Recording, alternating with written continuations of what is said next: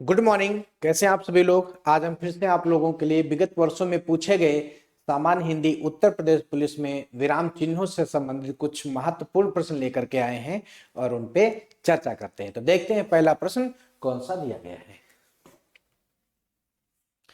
योजक चिन्ह का सही उदाहरण पूछा गया है। योजक चिन्ह का सही उदाहरण कौन सा है? तो देखिए, योजक चिन्ह का सही उदाहरण है शिवाजी और शिवेश भाई बहन है।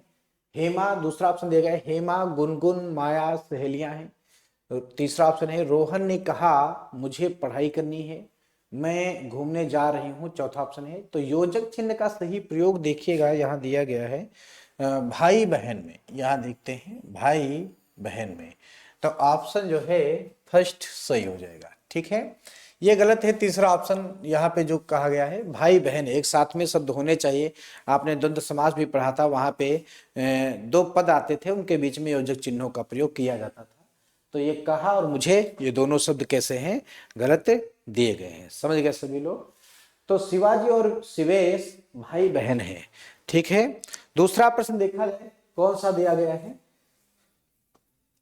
अरे तुम आगे, इसमें अरे के बाद कौन सा चिन्ह प्रयोग किया जाता है? अरे तुम आगे, तो अरे वाह, अरे वाह, ठीक, हे भगवान, ओहो, ऐसे शब्दों का प्रयोग किया जाता है। अच्छा, शब्दों का प्रयोग किया जाता है और इन सभी शब्दों के बाद विस्मयवाचक का चिन्ह का प्रयोग किया जाता है। ठीक है, विस्मयवाचक चिन्ह का प्रयोग किया जाता है। समझ गए सभी लोग। तो यहाँ पे इसका जो सही उत्तर होगा कौन सा सही है? अरे तुम आ गए, इसमें अरे के बाद कौन सा चिन्ह का प्रयोग किया जाता है? तो विस्मयादि बोधक चिन्ह। ठीक है, पहला उत्तर सही हो जाएगा। योजक चिन्ह गलत उत्तर है। प्रश्नवाचक चिन्ह गलत है। योजक चिन्ह तो इस तरीके से लगता है, प्रश्नवाचक चिन्ह इस तरीके का होता है और पूर्ण विराम इस तरीके का होता है। तो यहाँ पे जो अरे के बाद चिन्ह का प्रयोग किया गया, इसका सही उत्तर क्या है? सही उत्तर हो जाएगा पहला ऑप्शन विस्मयादि बोधक चिन्ह। ठीक है, आगे बढ़ते हैं। इनमें से किस चिन्ह का अर्थ आधा रुकना होता है? पहला ऑप्शन है, ये तो अल्प विराम का चिन्ह दिया गया है। जो पहला चिन्ह दिखाई दे रहा है, देखिए मैं कुछ नाम यहाँ पे लिख देता हूं। एक होता है अल्प विराम, अल्प विराम। एक होता है अर्ध विराम, अर्ध विराम। ठीक है, अल्प विराम, अर्ध विराम। तो अल्प विराम कौन सा होता है? अल्प विराम कॉमा की तरह लगता है, कॉमा की तरह। और अर्ध विराम एक विसर्ग की बिंदी होती है, उसके बाद में कॉमा के जैसे लगता है, इस तरीके से। ठीक है, ये अर्ध विराम है। तो ये दोनों चिन्ह ध्यान रखेंगे। तो यहाँ पे जो आपका प्रश्न दिया गया है उसमें कहा गया है कि आधा रुकना पूछ रहा, अर्थ आधा रुकना अर्थ किसका होगा? आधा रुकना तो अर्ध विराम। ठीक है, दूसरा उत्तर हमारा सही हो जाएगा। ठीक है, चलिए आगे बढ़ते हैं। अगला प्रश्न देखा जाए। इसमें से विस्मयादि बोधक चिन्ह कौन सा है? विस्मयादि बोधक की अभी मैंने बात की थी। जो पहला ऑप्शन है ये तो प्रश्नवाचक है, दूसरा ऑप्शन जो है ये विस्मयादि बोधक है, और तीसरा ऑप्शन जो है ये अर्ध विराम है, चौथा ऑप्शन जो है ये पूर्ण विराम है। तो प्रश्न जो पूछा गया विस्मयादि बोधक चिन्ह कौन सा है, तो दूसरा ऑप्शन सही हो जाएगा। ठीक है, चलिए आगे बढ़ते हैं। जब किसी पद की व्याख्या करनी हो या उसके संबंध में विस्तार से कुछ कहना हो तो इनमें से किस विराम चिन्ह का प्रयोग किया जाता है? इस प्रश्न को देखिएगा। जब किसी पद की व्याख्या करनी हो या उसके संबंध में विस्तार से कुछ कहना हो तो इनमें से किस विराम चिन्ह का प्रयोग होता है? कॉमा का प्रयोग नहीं होता है, इसे अल्प विराम भी कह सकते हो, नहीं होगा। समतुल्य, समतुल्य, समानता सूचक चिन्ह बराबर का निशान लगा है, ये भी नहीं होगा। इसे उप विराम कहते हैं, जो आपका विसर्ग जैसा दिख रहा है, उप विराम कहते हैं। ये विवरण चिन्ह है, तो विवरण चिन्ह जो है चौथा, ये उत्तर सही हो जाएगा। ठीक है, तो जब किसी पद की व्याख्या करनी हो या उसके संबंध में विस्तार से कुछ कहना हो तो उसे, तो इनमें से किस विराम चिन्ह का प्रयोग किया जाएगा? तो विवरण चिन्ह का प्रयोग किया जाता है। आगे बढ़ते हैं। निम्नलिखित में से अर्ध विराम का चिन्ह है, निम्नलिखित में से अर्ध विराम का चिन्ह कौन सा है? तो अभी मैंने आपको बताया था कि जो अर्ध विराम होता है, अर्ध विराम, विसर्ग, उसके बाद में कॉमा, अर्ध विराम का प्रयोग किया जाता है। ठीक है, विसर्ग के बाद कॉमा लगता है। तो पहला जो योजक चिन्ह जैसा दिया है, दूसरा भी नहीं है। ठीक है, तीसरा अर्ध, तीसरा सही है, चौथा तो विवरण दिया है, तो इसलिए तीसरा ऑप्शन, तीसरा जो है सही हो जाएगा, अर्ध विराम, कॉमा, उसके ऊपर अनुस्वार की बिंदी। ठीक है, चलिए आगे बढ़ते हैं। इसको विवरण कहते हैं, ध्यान रखिएगा सभी लोग, विवरण चिन्ह। ठीक है, आगे देखते हैं कौन सा विकल्प उद्धरण चिन्ह का है। उद्धरण चिन्ह जो है, इस तरीके से उद्धरण चिन्ह का प्रयोग किया जाता है। ठीक है, ध्यान रखिएगा सभी लोग, या ऐसे भी प्रयोग कहीं पे किया जाएगा, ऐसे हो तो ये भी माना जाता है, और इकहरा भी होता है, इकहरा भी प्रयोग किया जाता है। तो पद्म श्री श्रीमती श्याम चोना, माँ ने कहा बेटा सदा उन्नत करो, वाह कितना मजा आ रहा है, तुम्हारी परीक्षा कब से शुरू है। तो देख सकते हैं इसका जो आंसर है, पद्मश्री में योजक, पद्मश्री में उद्धरण चिन्ह का प्रयोग किया गया है। पहला ऑप्शन हमारा एकदम सही है। ठीक है, चलिए आगे बढ़ते हैं। इनमें से किस वाक्य में अर्धविराम चिन्ह का प्रयोग किया गया है? अर्धविराम तो अभी मैंने पिछले वाले प्रश्न में बताया था, एक बार पुनः लिख देते हैं। अर्धविराम, अर्धविराम, ठीक है, ये अल्प विराम और अर्धविराम ये दोनों बहुत ही महत्वपूर्ण हैं, ध्यान रखेंगे सभी लोग। अर्धविराम इस तरीके का होता है, और अल्प विराम, अल्प विराम चिन्ह केवल कॉमा की जैसे लगता है। ठीक है, सभी लोग ध्यान रखेंगे, ये दोनों चिन्ह बहुत ही महत्वपूर्ण हैं और पूछे जाते हैं। तो अर्धविराम चिन्ह का देखा जाए किसमें प्रयोग किया गया है? जब राम आया श्याम सो रहा था, पहला प्रश्न है, जब राम आया श्याम सो रहा था। शाबाश, इसी तरह आगे बढ़ते रहो, इसी तरह आगे बढ़ते रहो। पहले वाले वाक्य में जब मैंने पढ़ा है जब राम आया श्याम सो रहा था, तो देखिए अल्प विराम का प्रयोग किया गया, कॉमा लगा है, गलत है, वहां अर्ध विराम की बात कर रहा है। तो शाबाश में विस्मयादि बोधक लगा है, यह भी गलत है। आलस्य मनुष्य का शत्रु है, इससे दूर रहो, ये बिल्कुल सही उत्तर है। आप देख सकते हैं यहाँ पे, ये देखिए अर्ध विराम का चिन्ह प्रयोग किया गया है। ठीक है, तो तीसरा ऑप्शन सही है, किसी विकल्प में अर्ध विराम का प्रयोग नहीं, ये तो गलत उत्तर, तीसरा ऑप्शन सही है, अर्ध विराम। चलिए आगे बढ़ते हैं। किसी के द्वारा कहे गए वचन को ज्यों का त्यों लिखने के लिए किस चिन्ह का प्रयोग किया जाता है? किसी के द्वारा कहे गए वचन को ज्यों का त्यों लिखने के लिए किस चिन्ह का प्रयोग किया जाता है? तो उसका सही उत्तर होता है उद्धरण चिन्ह। जैसे किसी कवि ने कुछ कहा है, किसी महान क्रांतिकारी ने कुछ कहा है, जैसे सुभाष चंद्र बोस जी ने कहा कि तुम मुझे खून दो मैं तुम्हें आजादी दूंगा, तुम मुझे खून दो मैं तुम्हें आजादी दूंगा। तो ये जो कथन है ये उद्धरण चिन्ह में बंद होगा। गांधी जी ने कहा सत्य और अहिंसा का पालन करो, तो सत्य और अहिंसा का पालन करो उद्धरण चिन्ह में बंद हो जाएगा। तो फिर इसका जो उत्तर है उद्धरण चिन्ह हो जाएगा। किसी के द्वारा कहे गए वचन को ज्यों का त्यों लिखने के लिए उद्धरण चिन्ह का प्रयोग किया जाता है। अगला प्रश्न है, उप विराम का प्रयोग इनमें से किस वाक्य में हुआ है? उप विराम का प्रयोग इनमें से किस वाक्य में हुआ है? तो इसका उत्तर जो होगा मिश्र बंधु 3 है, यहाँ पे उप विराम की बात कर रहा है। पहले तो देखिए कौन सा चिन्ह पूछा गया है, उप विराम। ठीक है, अब जैसे है मिश्र बंधु 3 है, यहाँ पे आप देखिए ये योजक चिन्ह का प्रयोग किया गया, उप विराम की बात कर रहा है। ये आपका जो विसर्ग है यही उप विराम के नाम से जाना जाता है। इसका जो नाम है ये आपका अर्ध विराम है, और ये आपका विवरण चिन्ह है। ठीक है, जो देखो पहला दिया है योजक चिन्ह, योजक चिन्ह। ठीक है, दूसरा दिया है उप विराम, इसे कहते हैं उप विराम। ठीक है, तीसरा दिया है, इसमें जो चिन्ह दिखाई दे रहा है अर्ध विराम, कौन सा दिया है? अर्ध विराम। अगला दिया है विवरण चिन्ह कौन सा दिया है? विवरण चिन्ह, विवरण चिन्ह। ठीक है, समझ में बात आ गई।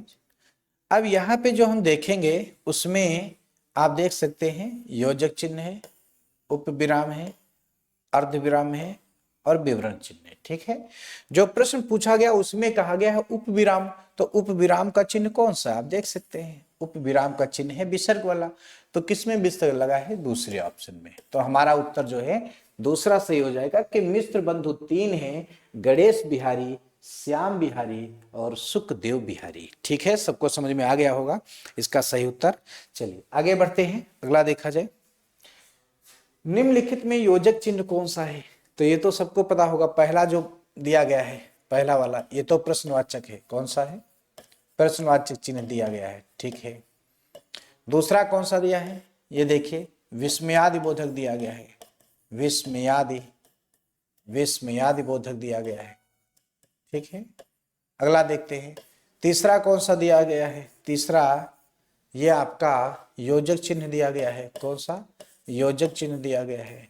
और चौथा जो है ये गलत दिया है, उसमें योजक चिन्ह विसर्ग के बाद होता तो विवरण चिन्ह हो जाता, तो इसलिए हमारा जो उत्तर होगा योजक चिन्ह पूछा गया है, योजक चिन्ह, ये इसका उत्तर तीसरा हो जाएगा। ठीक है, चलिए आगे बढ़ते हैं। इस विराम चिन्ह का नाम क्या है? पूर्ण विराम, प्रश्नवाचक, अल्प विराम, योजक चिन्ह। तो ये प्रश्नवाचक है, बहुत आसान प्रश्न है। ठीक है, प्रश्नवाचक, इस विराम चिन्ह का नाम है प्रश्नवाचक, जो चिन्ह दिया गया है सही उत्तर है। आगे बढ़ते हैं। वाक्य को समाप्त करने के लिए जिसका प्रयोग किया जाता है उसे क्या कहते हैं? भाई वाक्य जैसे मान लो समाप्त करना है, कोई भी वाक्य जैसे हम लिख रहे हैं राम घर जाता है, मैंने एक वाक्य लिखा राम घर जाता है। अब यहाँ पे पूर्ण विराम का प्रयोग करेंगे। वाक्य को समाप्त करने के लिए जिसका प्रयोग किया जाता है उसे कहते हैं पूर्ण विराम कहते हैं। ठीक है, तो दूसरा ऑप्शन सही हो जाएगा। चलिए आगे बढ़ते हैं, अगला प्रश्न देखा जाए। काक पद का उपयोग कब होता है? वाक्य के बीच विराम लेने के लिए, बार बार एक बात के लिए, शोक प्रकट करने के लिए, छूटे हुए अंश के लिए। जैसे मैं आपको प्रश्न दूं, मैं तुम्हें, एक प्रश्न लिखा है, मैं तुम्हें देना चाहता हूं, चाहता हूं, मैं तुम्हें देना चाहता हूं। और एक प्रश्न है, वह लिस्ट अपना नाम नहीं चाहता, वह लिस्ट अपना नाम नहीं चाहता। ठीक है, मैं तुम्हें देना चाहता हूं, वह लिस्ट अपना नाम नहीं चाहता। इस प्रकार से मैंने दो वाक्य बोले हैं और आप देखेंगे इन दोनों वाक्यों में जो मैं बताने जा रहा हूं कि ये काक पद क्या होता है। एक आपका होता है काक पद, कहते हैं हंस पद को। ठीक है, और उसका चिन्ह कुछ इस तरीके से होता है, इस तरीके से, इस तरीके से होता है। और इसका जो प्रयोग है, जो हंस पद होता है, जो त्रुटि पूर्ण होता है, और जो काक पद होता है, इसका प्रयोग होता है कि जैसे हम कुछ लिखे हैं और उसमें जो अंश छूट जाता है, जो शब्द छूट गया है, उसके स्थान पे इस काक पद का प्रयोग किया जाता है। ठीक है, तो मैं तुम्हें देना चाहता हूं, मान लो यहाँ पे एक शब्द छूट गया, कुछ। क्या छूट गया? कुछ। तो अब हम क्या करेंगे? इसका प्रयोग करेंगे। यहाँ पे बात समझ में आ रही है? या इसका प्रयोग ऊपर करेंगे। ठीक है, देखिए इस तरीके से इसका ऊपर लिख देते हैं, या यहाँ पर भी प्रयोग कर सकते हैं, दोनों जगह पे आप लिख सकते हो, क्योंकि यह जो चिन्ह है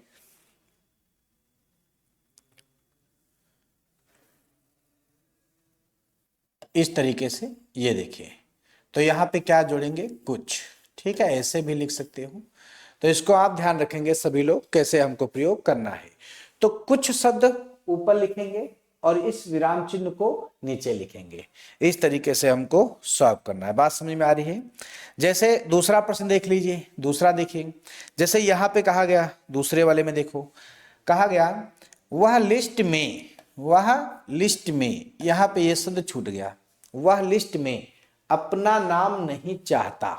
अब पहले मैंने क्या लिखा था, वह लिस्ट अपना नाम नहीं चाहता, तो ये तो शुद्ध था वाक्य। तो वह लिस्ट में अपना नाम नहीं चाहता, अगर ये में जोड़ दिया जाता तो सही हो जाता। तो में के स्थान पे किसका प्रयोग होगा, काक पद का प्रयोग होगा। बात समझ में आ रही है। मैं तुम्हें देना चाहता हूं अशुद्ध वाक्य है, क्या छूटा है, मैं तुम्हें कुछ देना चाहता हूं, तो आप कुछ इस तरीके से लिख सकते हो और यहाँ इसका काक पद का प्रयोग कर सकते हो। समझ गए होंगे सभी लोग, तो ठीक है। तो काक पद का उपयोग होता है वाक्य के बीच विराम लेने पर, बार बार एक बात के लिए, शोक प्रकट करने के लिए, छूटे हुए अंश के लिए। तो जो हमारा उत्तर है चौथा ऑप्शन सही है, छूटे हुए अंश के लिए। सभी लोग समझ गए होंगे, छूटे हुए अंश के लिए प्रयोग किया जाता है। मोहन आज घूमने जाएगा, इस वाक्य में कौन सा विराम चिन्ह का प्रयोग किया गया, प्रश्नवाचक चिन्ह है, पूर्ण विराम है, अर्ध विराम है, अल्प विराम है। ये देखिए यहाँ पे मोहन आज घूमने जाएगा, तो पूर्ण विराम का प्रयोग किया गया है। दूसरा ऑप्शन जो है एकदम सही है। ठीक है, चलिए आगे बढ़ते हैं। यहाँ पे ट्रिपल प्लस दिख रहे हैं आपको। रेखांकित चिन्ह कौन सा है, लोभ सूचक चिन्ह है, स्थान सूचक चिन्ह है, समाप्ति सूचक चिन्ह है, टीका सूचक चिन्ह है। तो ये जो प्लस का निशान आप देख रहे हैं, ये वाला प्लस, इसे लोभ चिन्ह भी कहते हैं, डॉट डॉट जिसे कहते हैं, इसे लोभ कहते हैं। क्या कहते हैं, लोभ सूचक, लोभ सूचक चिन्ह कहते हैं। ठीक है, समझ गए सभी लोग, चिन्ह कहते हैं। तो इसका सही उत्तर होगा पहला ऑप्शन सही है, लोभ सूचक चिन्ह। चलिए आगे बढ़ा जाए, देखा जाए कौन सा प्रश्न है। निम्न में से कौन सा विराम चिन्ह का प्रकार नहीं है, विराम चिन्ह का प्रकार पूछ रहा है। विराम चिन्ह श्री कामता प्रसाद गुरु जी के अनुसार इनकी संख्या 20 बताई गई। श्री, ये ध्यान रखिएगा, श्री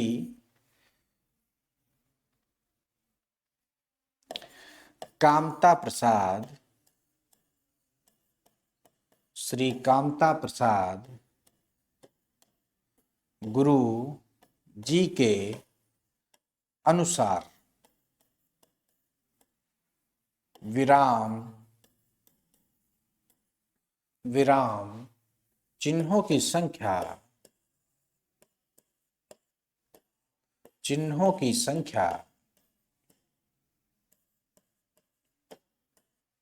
विराम चिन्हों की संख्या 20 बताई गई है। ठीक है, अब जो 20 संख्या बताई गई है उसमें कौन सा नाम नहीं है, निर्देशक चिन्ह होता है। ठीक है, निर्देशक चिन्ह होता है, लाघव भी होता है। निर्देशक कौन सा होता है, योजक की तरह होता है, थोड़ा बड़ा होता है, लाघव चिन्ह इस तरीके से होता है।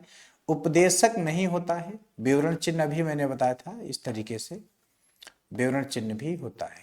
ठीक है, तो यहाँ पे उपदेशक जो है इसका उत्तर सही हो जाएगा। ठीक है, ध्यान रखिएगा। चलिए आगे बढ़ते हैं। हंस पद किस विराम चिन्ह का एक नाम है, अभी मैंने आपको बताया था, ये 3 नाम याद रखिएगा। एक आप याद रखेंगे हंस पद, एक याद रखेंगे काक पद, और या याद रखेंगे त्रुटि विराम। कौन सा, त्रुटि विराम। ठीक है, हंस पद, काक पद, त्रुटि विराम, इसका कौन सा चिन्ह होता है, इस तरीके से छूटे हुए शब्द के लिए प्रयोग किया जाता है। तो त्रुटि विराम इसका उत्तर सही हो जाएगा।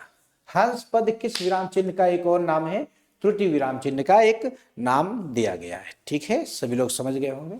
चलिए आगे बढ़ा जाए, देखा जाए कौन सा प्रश्न दिया गया है। त्रुटिपूर्वक शब्द के लिए किस चिन्ह का प्रयोग किया गया है। तो ये प्रश्न देखो, भी मैंने पीछे बताया, चाहे हंस पद पूछा जाए, चाहे काक पद पूछा जाए, चाहे त्रुटि विराम पूछा जाए, उसके लिए इस तरीके का चिन्ह ही बनाया जाता है। तो ये अगला शब्द त्रुटिपूर्वक वाला ही पूछा गया है, त्रुटिपूर्वक जो है, तो उत्तर क्या हो जाएगा, चौथा सही हो जाएगा। और मैंने आपको देखो यहाँ पे एक प्रश्न भी, 2 प्रश्न लिख के बताए थे। ये देखिए, मैं तुम्हें देना चाहता हूँ, कुछ छूट गया था, तो मैंने यहाँ पे काक पद का प्रयोग किया, हंस पद का प्रयोग किया, त्रुटिपूर्वक शब्द का चिन्ह का प्रयोग किया। वह लिस्ट अपना नाम नहीं चाहता, तो मैं नाम नहीं चाहता, तो मैं का प्रयोग जो छूटा हुआ था वो हंस पद के साथ, काक पद के साथ लिखेंगे। ठीक है, इस तरीके से इसको हम सॉल्व करेंगे। अगला प्रश्न देखा जाए, 19 के बाद 20 नंबर। ये देखिए इस तरीके से दिया गया है, कोष्ठक इसे कहते हैं। और एक आपने देखा होगा कोष्ठक इस तरीके से भी बना दिया जाता है। इसको और सही करते हैं।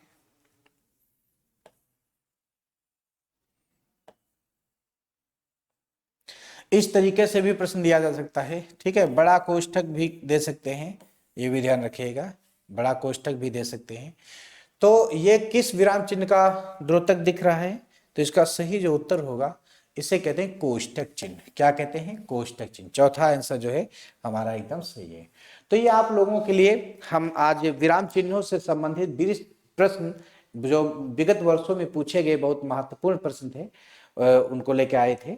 तो अगली क्लास में हम बहुत जल्दी मिलते हैं और भी प्रैक्टिस सेट लेकर के। जो पूछे गए प्रश्न हैं सभी लोग मेहनत करते रहो, पढ़ते रहो, और अगली बार मिलते हैं। उस जो भी प्रश्न आएंगे उनको मैं सॉल्व करूंगा। ठीक है, धन्यवाद। Thank you class.